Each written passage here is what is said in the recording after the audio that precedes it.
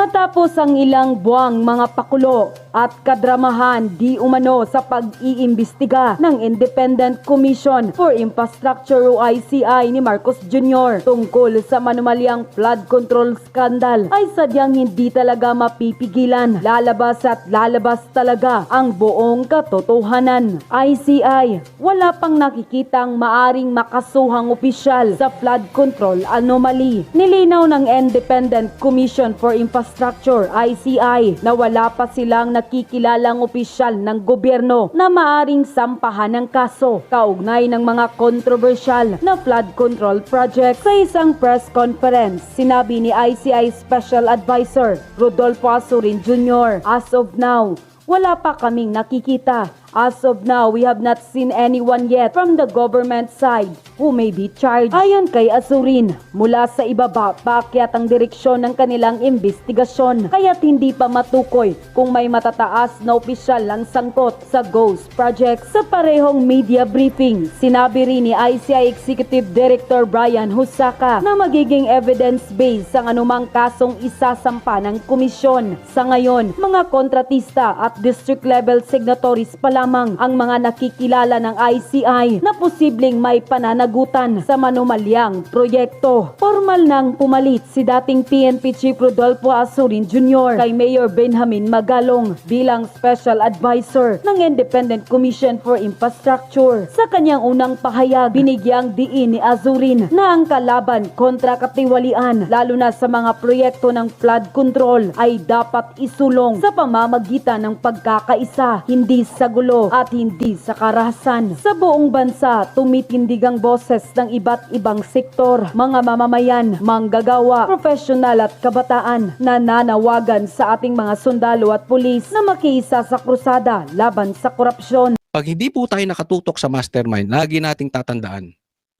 Kasi ito, iba na naman ang issue nito si John Vic. Hindi ko alam kung anong plano nitong dalawang Rimulya eh. Pag hindi tayo nakatutok sa mastermind, lahat po yan, distraction. Ang mastermind nitong nakawan sa Ghost Projects, hindi niya kailangan, hindi siya makonvict. Ang kailangan niya lang, i-distract tayo. Iligaw yung balita. I-divert yung balita. More time siya. Ingat po tayo doon. Yung maglalayo sa atin sa mastermind, they are protecting the king. Next topic. Alam nyo po, itong susunod na mga topic natin, ito ay mga patungkol sa kaplastikan sa Pilipinas. Alam nyo, kung hindi sana nuknukan ng plastic ang mga dilaw at iba pa, kung sana ang mga dilaw at iba pa ay hindi kumakain ng tae ni Marcos, hindi kumakain ng tae ng iba, ng kanilang sinuka na, kinakain pa. Bago tayo mag-umpisa, baka pwede nyong i-like ang video na to. Malaking bagay ang like sa aming mga content creators. Maraming salamat po.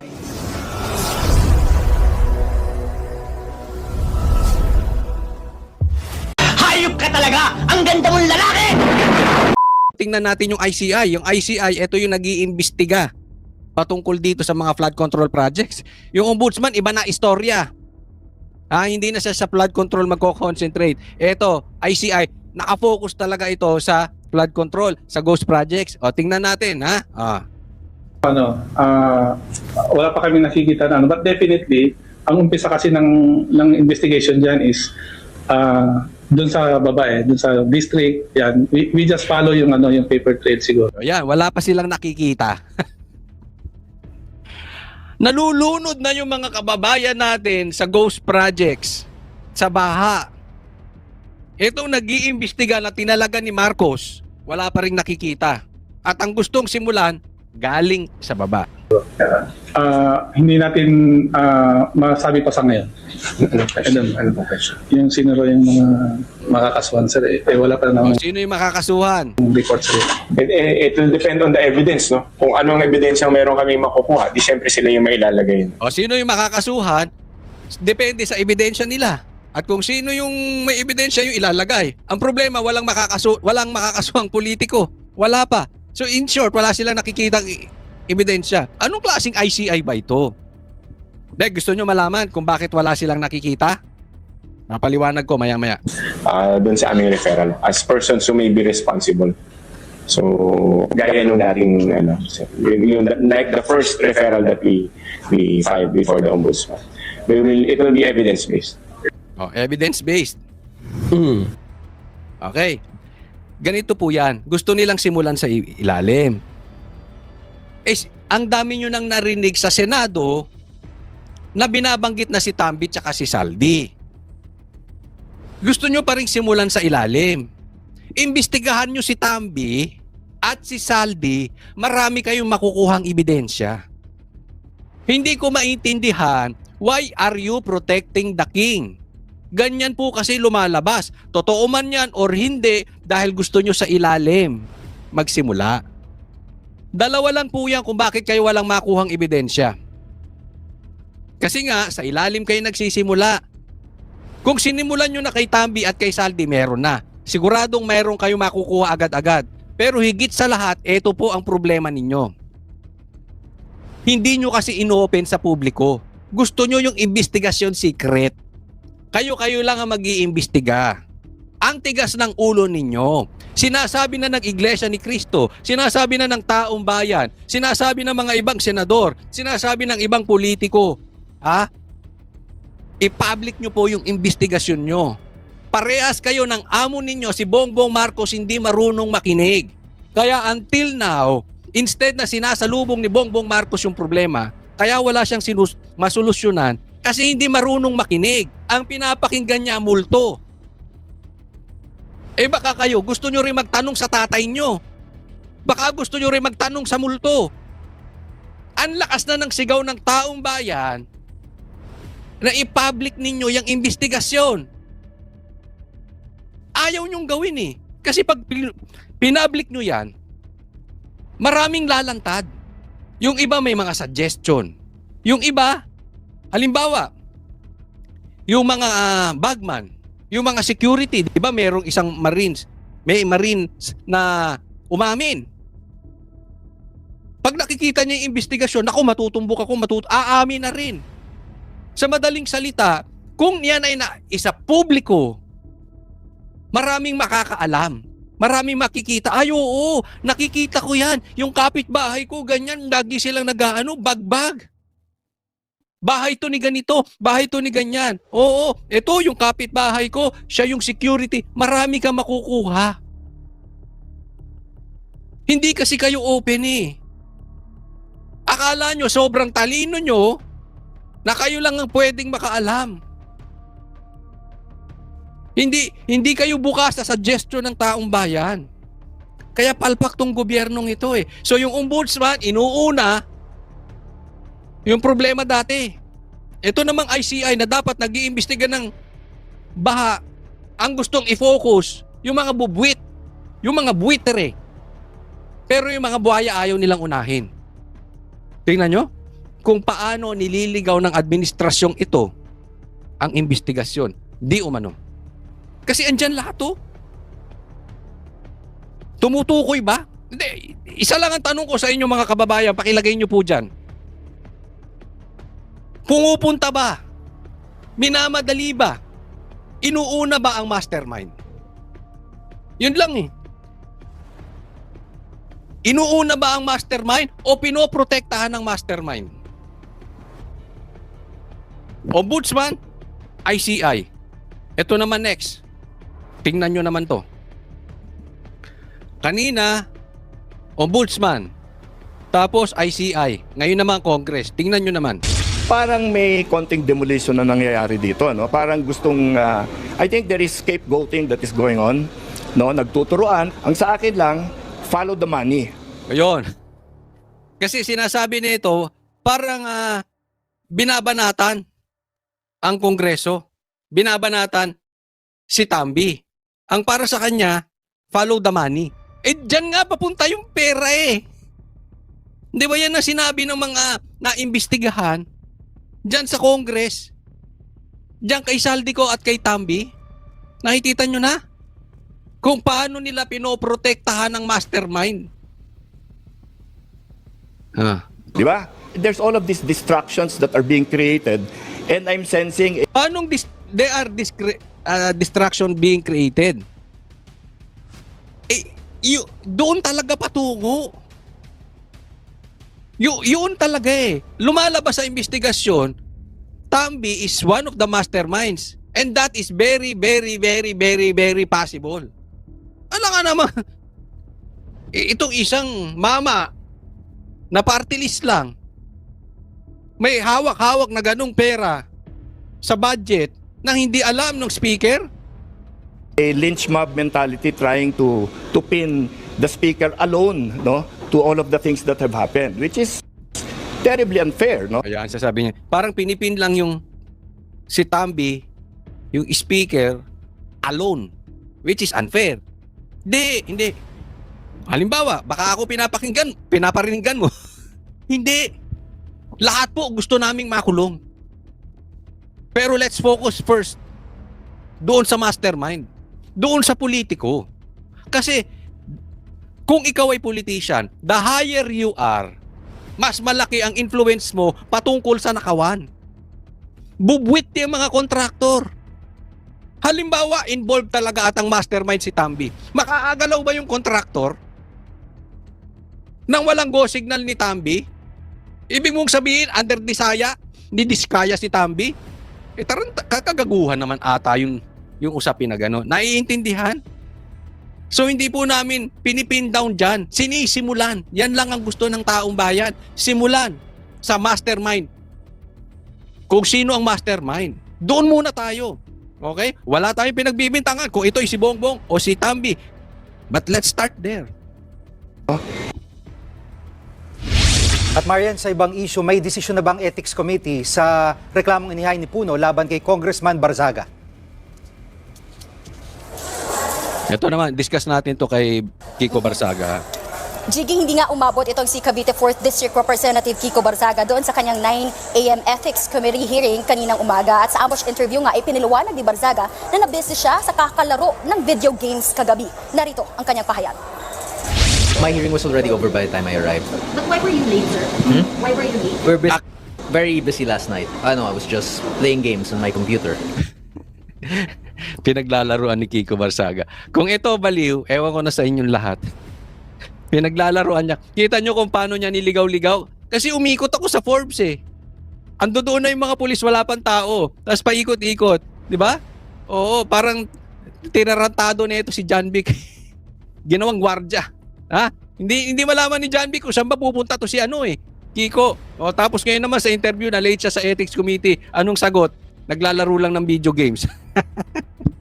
Alam naman natin nandun siya sa rally, no, di ba? Matindi talaga. Oo, matindi talaga ito si Kiko. Pero mapuntahan ko muna, mabalikan ko to si yung kay Puno. Alam nyo, kaya ako naasar. Dahil ulit pinakita ko sa Ombudsman, sa ICI at sa Congress, may level of protection na di umano ay ayaw nilang makarating sa mastermind. Di ba? So yung Congress, together with the Ombudsman, yan, ICI, iba ang galaw. So ang tanong nga dito, saan patutungo tong investigasyon na to? Ang maayos na investigasyon lang, na patungo na tayo sa mastermind, konting kibot na lang, kung kasabwat si Bongbong Marcos, matutuon na. Maituturo na. Kung kasabwat. Kung hindi,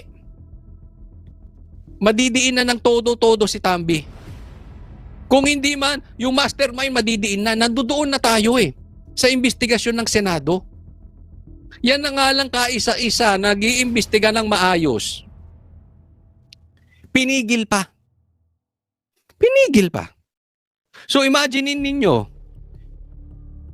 wala talaga tayong patutunguhan sa investigasyon na ito.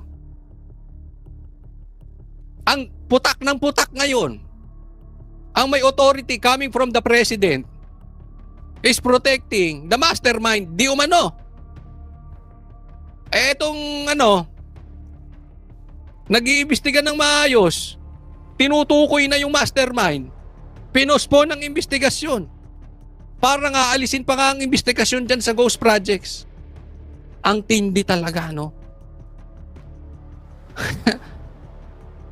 Alam mo baka kababayan natin, idalangin na lang natin sa Diyos ang nangyayari ngayon. The power of money is too much. Sabi nga, mauunti-unti natin yan. Ang paghihimagsik ng taong bayan noon ay nagsimula nung martial law. 1972, 1986 lang naging tagumpay. Hindi pa nga tagumpay dahil yung umupo, wala ding kwenta. No? Paulit-ulit nangyayari sa Pilipinas. Pero dalangin na lang natin sa Panginoon, may pag-asa pa tayo. Dahil konting tiis na lang. Worst comes to worst. Kung makakaantay pa kayo, 2028, sigurado namang uupo si BP Sara. Tingnan pa po natin to. Isang ahensya ng gobyerno, inililihis din, di umano. So kanina, Ombudsman, Congress, ICI, ayaw pumunta sa mastermind. Ito naman, DILG, o ano sabi? Ni Sec Remulla, planong gawin ang Pilipinas na isa sa pinakaligtas na bansa sa buong mundo. Ang taas ng pangarap mo. Ang ganda ng pangarap mo. Basta totoo. Yan ang problema natin eh. Puro kayo salita. Tanong. Eto, lagi kong ituturo ito, lagi kong binabanggit ito. Huwag tayong maniniwala sa salita ng politiko. Dahil tig-5 yan. Oo. Ang paniwalaan po natin, yung gawa. Kunwari, boboto ka, kukontrahin ko ang mga adik. Adik. Pipigilan ko ang mga komunista. Akbayan ng akbayan. Akbayan kayo ng akbayan dyan eh. O, di ba? Hindi yung party list yung akbayan, umaakbay kayo. Di ba? Anong kaplastikan yon? Ganito rin kay John Vic. Gusto niyang panatiling maligtas ang buong bansa. Ligtas ang buong bansa. Pinakaligtas sa buong mundo. Ligtas ba, Cavite? Kayong Remulla, ilang Remulla nakaupo sa Cavite? Nagawa nyo bang pinakaligtas ang Cavite na syudad sa buong Pilipinas? Baka nga nasa bottom eh. Tanong, kalat ba ang droga sa Cavite? Nagtatanong lang po. Tinatanong ko po rito mga taga Cavite. Sagutin po ninyo ako sa comment section. Ligtas ba ang lugar ninyo? Ligtas ba ang syudad ninyo? Mga kababaihan ba makakalakad dyan ng hating gabi na walang mangyayari? Walang snatcher, walang adik. Hindi nakapasok ang droga. Malinis. Walang mga komunista, etc. Kasi bago ka mangarap ng buong Pilipinas, dapat nilinis mo muna syudad nyo. All the more, that nilinis nyo pamilya ninyo. Halimbawa, dapat walang adik sa pamilya. Wala po tayong pinagbibintangan dito, ha? Example lang. Kasi kung gusto nyo talaga, I'm with you. Gusto nyo talagang ligtas ang buong Pilipinas? Alam nyo eh. Si Duterte sagot dyan. Ayaw nyo matanggap eh. Talagang seryoso siya. Kalabanin ng adik. Yes, he is not a perfect man. Yes, he is not holy. But, epektibo siya.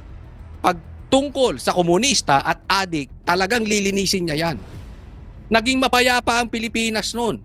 Ang mga adik takot. Ngayon, taong bayan ang takot sa adik, hindi ka pwedeng magpakalat-kalat dahil yung mga adik pakalat-kalat. Real talk po tayo. You cannot deny that. Yes, itapon nyo na lahat kay PRRD lahat. Lahat ng kalokohan niya, tapon nyo lahat. Pero hindi nyo siya kayang tapunan patungkol sa pagnanakaw. Hindi sa kanya yan. Pangalawa, kung pag-uusapan kaligtasan, I cannot even think of another politician na merong karapatang magsalita patungkol sa kaligtasan more than kay PRRD. He is the best man for that job. Kaya hindi ako panatiko. Hindi ako panatiko kay PRRD. Panatiko ko doon sa nagawa ni PRRD. Dahil yan ang pinakaayaw ko sa Pilipinas. Yan ang salot sa Pilipinas. Adik, komunista, at mga magnanakaw. gusto nyong ligtas, yan ang seryosohin ninyo. Dapat galit kayo sa adik. Dapat hindi kayo sumasang-ayon, nakikibahagi sa mga komunista. Dapat seryoso kayo ng pag-solve. Tinutukoy nyo mga mastermind ng ghost projects. Dapat yan. Kaya tayo mga kababayan, pagdating sa 2028 election, huwag kayong titingin sa apelyido. Huwag kayong titingin sa sinasabi. Tingnan ninyo kung ano yung nakaraan. Ano ang nagawa sa syudad? Yan ang the best barometer ng kalidad ng isang politician. Ano ang nagawa niya sa syudad niya? Kung kalat ang adik sa syudad niya, delikado yan. Punta kayo ng Davao, I dare you mga kababaihan, lumakad kayo ng hating gabi. Walang loko-loko. Dayo ko ron, nagpupunta ako ron eh. Hindi naman ako babae. Pero ibig sabihin, naglalakad kami hating gabi, walang loko-loko. Diba? So, ito yung, in my opinion, ito yung isang malawakang pagligaw sa ating inaasam-asam na mahinto ang korupsyon. Naliligaw po tayo eh. Pag hindi po tayo nakatutok sa mastermind, lagi nating tatandaan. Kasi ito, iba na naman ang issue nito si John Vic. Hindi ko alam kung anong plano nitong dalawang Rimulya eh. Pag hindi tayo nakatutok sa mastermind, lahat po yan, distraction. Ang mastermind nitong nakawan sa Ghost Projects, hindi niya kailangan, hindi siya makonvict. Ang kailangan niya lang, i-distract tayo. Iligaw yung balita. I-divert yung balita. More time siya. Ingat po tayo doon. Yung maglalayo sa atin sa mastermind, they are protecting the king. Next topic. Alam nyo po, etong susunod na mga topic natin, ito ay mga patungkol sa kaplastikan sa Pilipinas. Alam nyo, kung hindi sana nuknukan ng plastic ang mga dilaw at iba pa, kung sana ang mga dilaw at iba pa ay hindi kumakain ng tae ni Marcos, hindi kumakain ng tae ng iba, ng kanilang sinuka na, kinakain pa, marahil matagal na nating natumbok yung mastermind niyang sanakawan dyan sa Ghost Projects. Diba? Bibigyan ko lang kayo ng mga halimbawa. Eto, sabi ni Jokno, I never had any political ambition. Wala daw siyang ambisyon maging politiko. In fact, most of my life, I was very happy with being a teacher and human rights lawyer. Yun na mismo yung buhay ko. So wala siyang balak. Siya human rights lawyer at teacher. Yun ang gusto niya. Wala siyang balak magpolitika. Pero ano sabi ni Kiko Barsaga? That's a pretty bold statement coming from someone who ran for a national position for every election in the past decade. So yung nakaraang dekada, takbo ka ng takbo sa national election. Gago. Tapos sasabihin mo ayaw mo maging politiko. Wala kang ambisyon Bakit ka takbo ng takbo? Kaninong pangarap yan? Pangarap ko? Sasabihin mo, hindi, pangarap ito ng taong bayan. Dahil gusto nila akong ihalal. Gago. Hindi po mura yun. Yun lang parang higher stupid. Kasi ginagago na ito taong bayan. Saan tingin niya, bobo yung taong bayan, kaya siya nagsasalita ng ganyan. You people, you. Hindi ko alam kung ano ibig sabihin ni Kiko Barsaga, you people. Ako, sa tingin ko, you people, kayong mga dilawan. Kayong mga dilawang pahuli. Kayong mga hypocrites na dilawan. Kayong mga taing dilawan na walang paninindigan ngayon. Dahil sa gusto nyo makaganti sa Duterte. Dahil sa kagustuhan nyo ayaw maupo ang mga Duterte. Kayo ring mga komunista na kayo walang Diyos. Kayong mga komunista. Hindi ko sinasabi si Jokno kayong mga komunista na ayaw nyo mapaupo ang Duterte. Dahil pag napaupo ang Duterte, yari kayong mga komunista. You people are only interested in money and power. Tatanggi.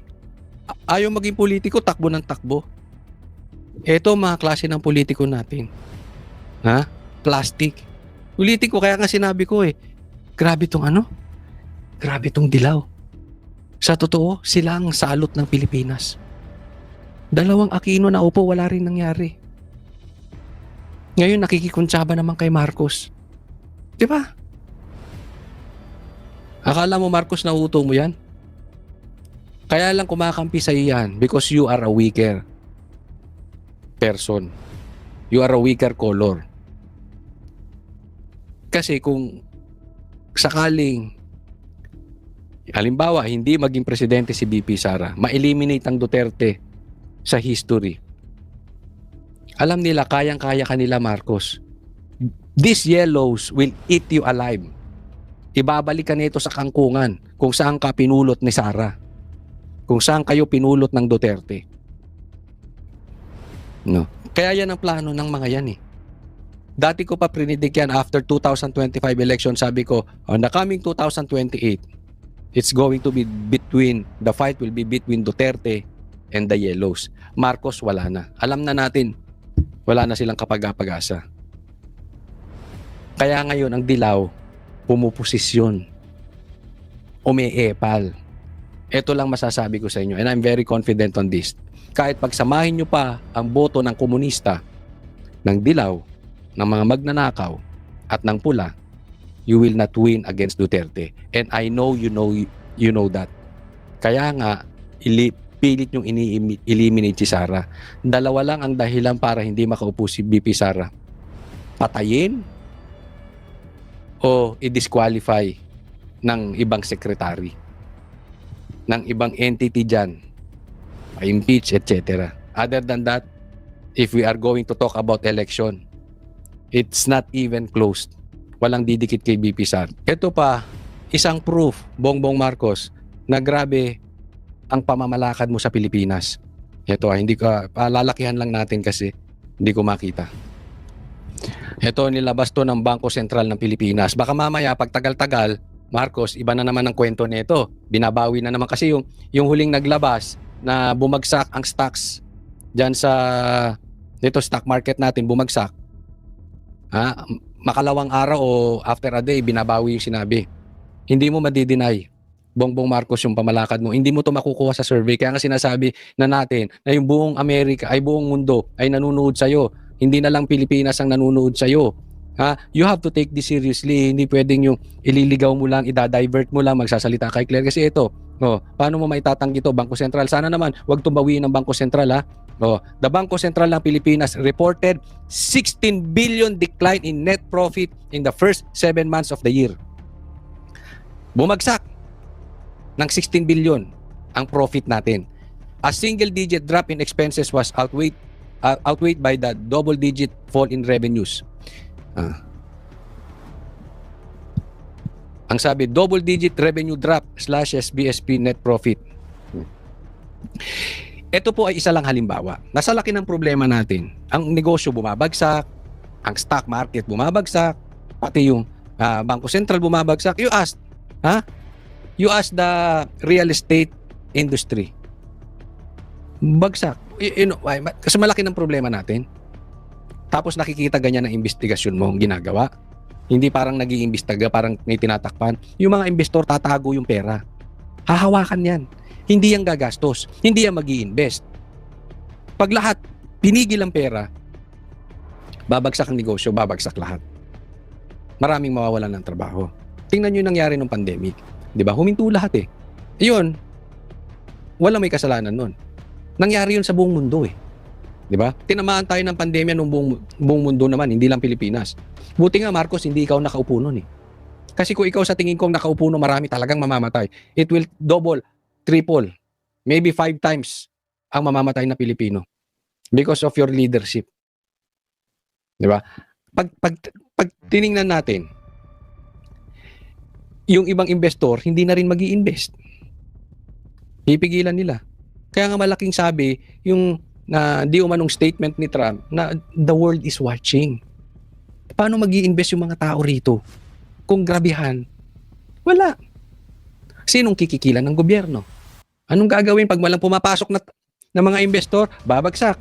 Anong gagawin ng gobyerno para manatili ang kalagayan ng ekonomiya natin? Magtataas na naman ng tax, papasok na naman niya si Recto. Tax dito, tax doon, tax dito, tax doon para ma-maintain yung nakaw dito, nakaw doon, nakaw dito, nakaw doon. Ama naming Diyos na makapangyarihan sa lahat, salamat po sa iyong pagmamahal na hindi nagmamaliw. Sa gitna ng kaguluhan sa aming bansa, turuan niyo po kaming magtiwala sa iyong hustisya at hindi sa hustisya ng tao. Linisin niyo po ang aming mga puso at ituro niyo po ang tamang daan ng katotohanan at pag-ibig. Tulungan niyo po kaming maging ilaw sa gitna ng dilim at ipakita sa mundo na may pag-asa pa sa pangalan ng aming Panginoon Hesus. Salamat po sa pag-ibig po ninyo at salamat sa pagdinig ng aming mga panalangin at iligtas niyo po kami. Sa pangalawa po ninyong pagparito at patawarin po kami sa lahat ng aming mga pagkukulang at pagkakasala sapagkat ito po ang aming samutiling sa matamis na pangalan ng aming Panginoon Hesus. Amen. Sa lumang silid, mag-isa kang tahimik. Walang kamera, palakpak ay wala na. Ngunit sa bawat pader ng bayang iniwan mo, may pangalan mong di na mabubura.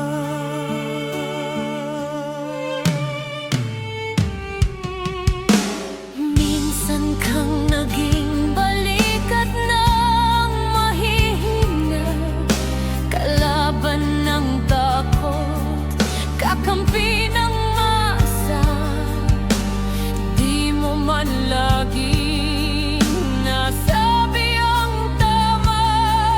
Pinili mong ipaglaban ang madla. Hindi ka saktan gaya naming lahat, pero tumindi ka nang walang pag-atras. At ngayong pagod ka na, tatay, kami naman ang sasalo ng bawat bigat.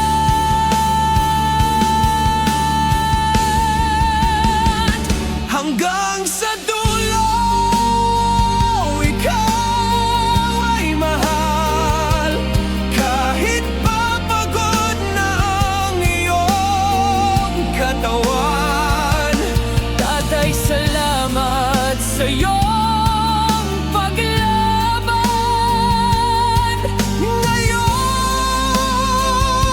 kami naman hanggang sa dulo. Di ka namin iiwan. Ang kwento mo'y dala ng bayan.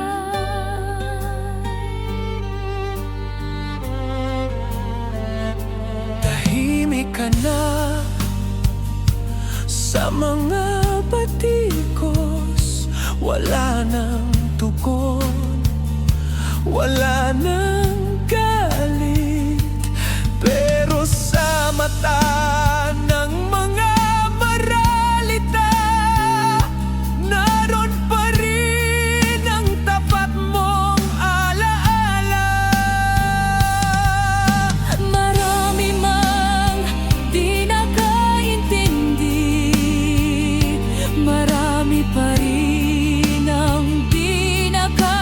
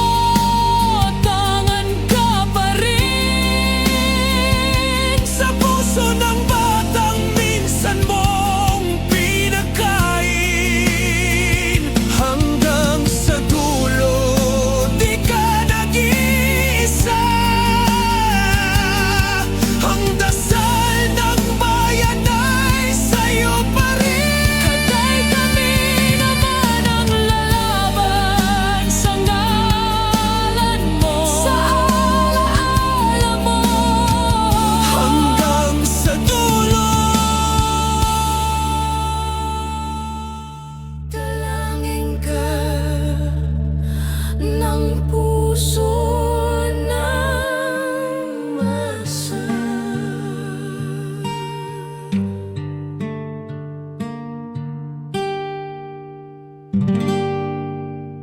At yun na nga mga kababayan, ano na ang masasabi mo?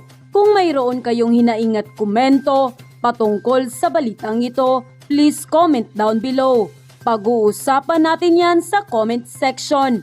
At kung nagustuhan nyo ang video, ay huwag kalimutang mag-like at i-share na din para mas marami pang makaalam at umabot ito sa marami sa ating mga kababayan. Maraming salamat po. Mabuti pa ang sardinas, may label. Eh tayo, wala. Oo nga pala. Nay, ito na yung bayad ko sa isa, ano? O, kunin mo yung isa. Isa muna, iyan, no? Tapos, isa pa, di ba? 4 dapat na sardinas, eh. O, yan. 3 na. Pang-4 na sardinas. Okay na.